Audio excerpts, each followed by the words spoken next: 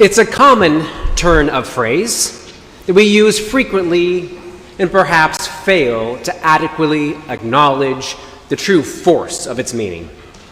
The phrase is, where the rubber hits the road. And it rolls off our tongue when we're expounding to others about something that's about to get all too real. It's a moment when our thoughts and our ideas are put to the test, and when dreams become reality, or perhaps nightmares. It's an expression that speaks to us because I think all of us have experienced the pinch of friction in our social and physical interactions with the world. Having spent the last 7 days walking on average 17.6 miles each day with a 30-pound backpack with 8 youth pilgrims, I've been thinking a lot about where the rubber hits the road, or more precisely, where the skin hits the shoe. On the first day of our walking, the reality of what we were setting out to do had not really sunk in yet. Spending nearly 8 hours of walking each day and traveling over 70-plus miles from the medieval city of Viterbo to the Vatican in Rome was just a thought in our minds and an itinerary of someone else's planning. Fueled with cappuccino and chocolate-filled croissants, we hit our first bit of friction when we paused at the very beginning of our walk, before we'd even reached the path, to search for someone's misplaced wallet, a wallet that never really resurfaced. Artificially buoyed by a sense of adventure, the first day had just the right amount of challenge and friction to fill our hearts as we took in the beauty of the Italian countryside and feasted heartily on its cuisine. Just before the ending of our first day, we happened upon an ancient Etruscan bathing pool where we were able to cool our aching feet. And it was then that we discovered exactly where the rubber hits the road. Blistering skin, the shoe. Just as we had begun to notice those pink blisters on our feet, it was also the moment the group friction began to emerge. When we're in pain and pushed beyond our limits, we tend to get a bit testy, and personalities can flare. I have to wonder if that's not what's happening in today's gospel. The disciples knew that the ways of God are different from the ways of the world. As it says in Isaiah, "For my thoughts are not your thoughts, and my ways are not your ways, says the Lord. For as the heavens are higher than the earth, so are my ways higher than yours, and my thoughts than your thoughts."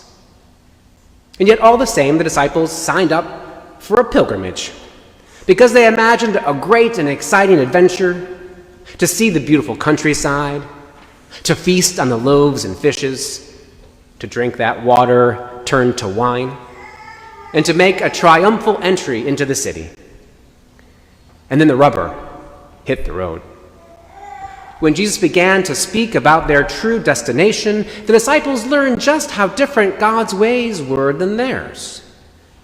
It must have been for them the most shocking thing that Jesus had ever told them up to that very moment. We're so accustomed to the message of Jesus' crucifixion that it's easy to overlook just how jarring that prospect would have been for the disciples. That great hope of the Israelite people at the time was for freedom from the Roman overlords. And having seen Jesus' miracles, experienced his magnetic personality as they followed him, and watched him draw enthusiastic crowds, it would have been totally natural for them to assume that Jesus would somehow challenge the servility that they lived under the Romans. Eventually, they had seen Jesus do everything they had seen Jesus do and heard him say until this time had been impressive and had no doubt spurred them to big hopes and dreams for the future. But now this. Jesus astonished and dismayed them with the news that, contrary to all of their hopes and dreams, that he would undergo suffering, be rejected by the religious leaders, and killed in the most shameful of ways possible. It was the worst possible thing that Jesus could have said to them. It was like informing my pilgrims that they had another 9 miles to walk before reaching the next medieval town where we'd be sleeping that night. Social friction as blistering as another 9 miles on the feet.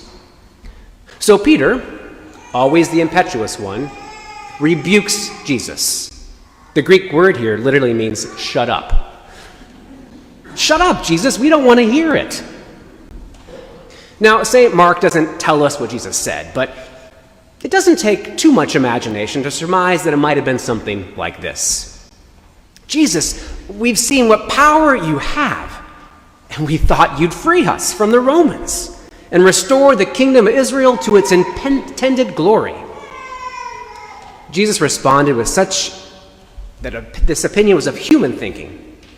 It's what we would all have thought had we been amongst those first disciples. Jesus not only rebukes Peter back, but then shocks them even more deeply by telling them that this way of the cross will be their future too. Those who would follow him will deny themselves, take up their cross, and follow me. And if that's not enough, Jesus continues with even a more unexpected and unforeseeable news. To save your life, you must lose it. That's a fine paradox in the mind. But when the rubber hits the road, the underlying message comes out and is menacingly clear. They may literally lose their lives for Jesus' sake.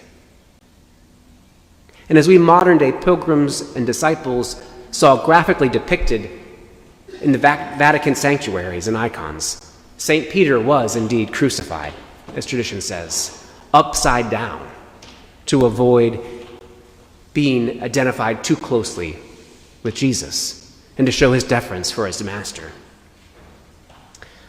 That's the rubber hitting the road, no doubt.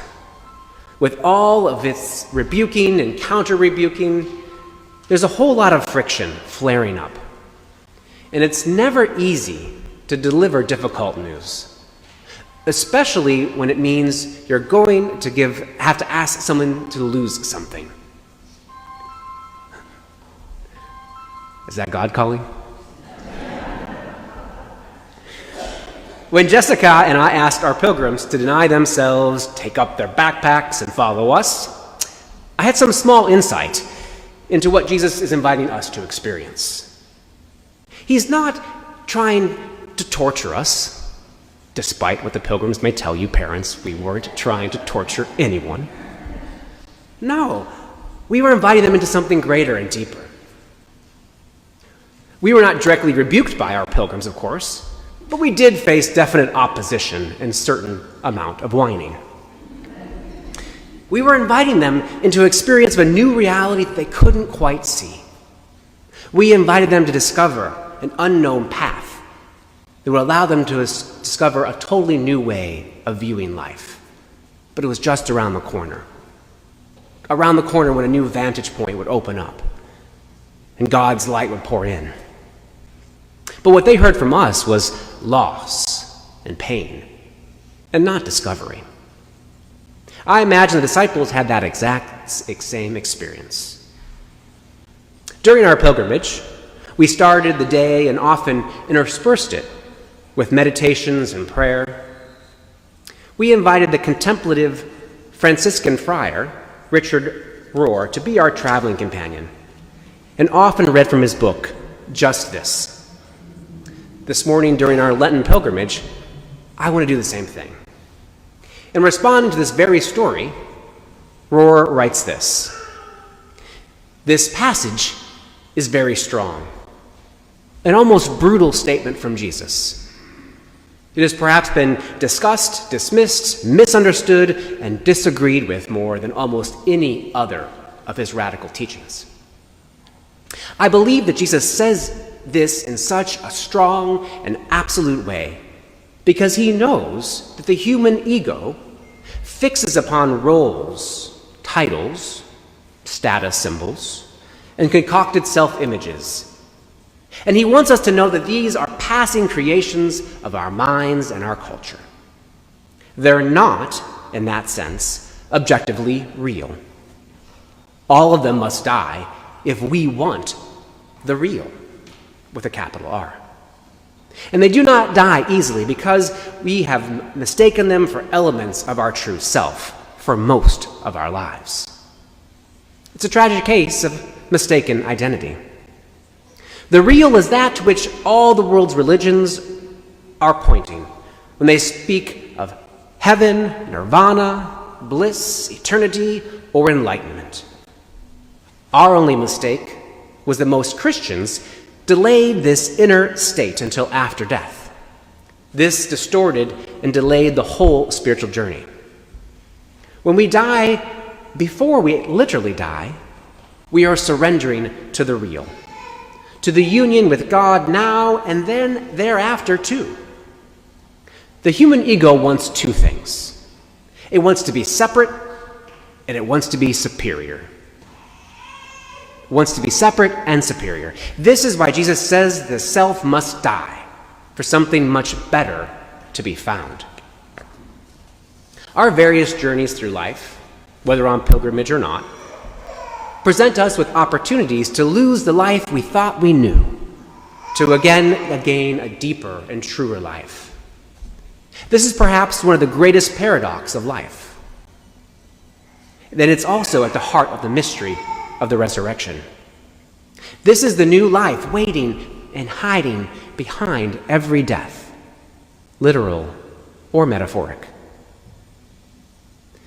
There is a new self waiting us precisely where the rubber hits the road. We tend to think of friction as a bad thing that slows us down, but might serve a purpose beyond providing just a little extra traction as you drive your car over glare ice. It got me thinking, what is friction? I'm not too well versed in physics, and so I won't give you any sort of legitimate description like Tom might want. But my perspective is informed by leading groups, and so I'm thinking more about organizational friction, which in that case, friction is the certain obstacles that frustrate people, force them to slow down, to really essentially be present in the moment, and to stop all intended action. Sometimes we imagine this as bad friction, or sludge, as some organizational psychologists call it. But I believe friction is actually a pretty good thing almost all the time. It can be the very pathway to a new life, slowing us down enough to see the world more deeply, to be held by all of it, God's wonder and awe in our midst. Sometimes we imagine friction to be exclusively bad, and so attempt to remove it completely, to better lubricate our systems so we'll be more efficient and effective, make more money. This is how our modern society tends to work. Take, for instance, the little girl who's playing at home with her favorite imaginary friend and also the family's virtual assistant, Alexa. And she says, "I want to play dollhouse and eat some sugar cookies. Will you play with me? Alexa, can we get a dollhouse?" Alexa, which is of course Amazon's automatic device for ordering products, does as commanded and places the order. And then the next day the parents get a $350 dollhouse and 25 pounds worth of sugar cookies. Without the settings configured correctly, we witness a clear case of not enough friction. Friction of the wrong things being too easy to do. I think we can all speak of those situations, of those extra packages of cookies that are tempting us, of how easy it is to get information in the world and our anxiety to rise as our phones ping constantly about breaking news, which happens to be not really news at all. This morning, I'm wondering, is friction in all of its discomfort, the spiritual practice that Jesus calls us to engage during this Lenten season? What pain points are emerging in your life, right where the rubber hits the road?